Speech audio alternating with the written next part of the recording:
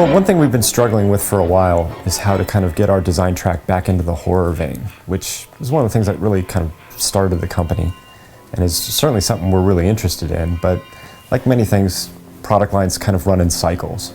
And a cycle that we really wanted to kind of come back at with some real energy was the Jason Freddy franchise.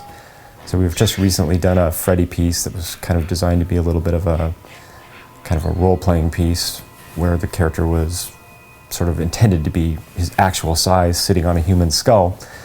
And so we wanted to kind of come at Jason with a little bit of interpretive license as well, which we've been given from the licensor.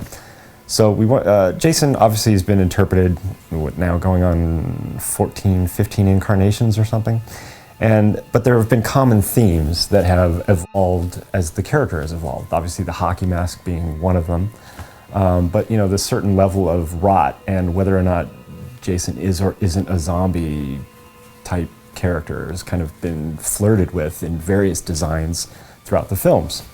So what we wanted to do was just pretty much drop the lever on that and go all the way and say, all right, well, let's just assume then that Jason is, a complete force of death and destruction, and in that incarnation has got a lot more of a zombie kind of a character. So we really wanted to make a piece that kind of would evoke a certain Frazetta-like icon character to Jason himself. So we put together a design and we went to a sculptor named Paul Komodo who had a really great, loose kind of, just a great horror sculpture style. And he took some illustrations that Joe Allard had done for the character and sort of took it and brought that extra life to it that we were looking for. So we were trying to capture the sort of shambling, hulking mass that Jason sort of represents, but kind of play with the proportions a little bit and bring a little bit more excitement and energy to the way the character's just sort of silhouette would project.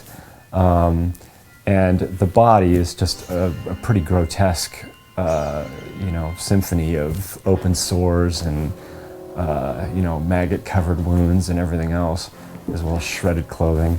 And, the base has got a pretty horrific kind of loose pile of body parts that kind of really evoke this sort of Conan Frazetta on the body pile kind of interpretation, just less battlefield oriented and more the sort of homicidal maniac kind of angle that Jason is pretty much the signature star of.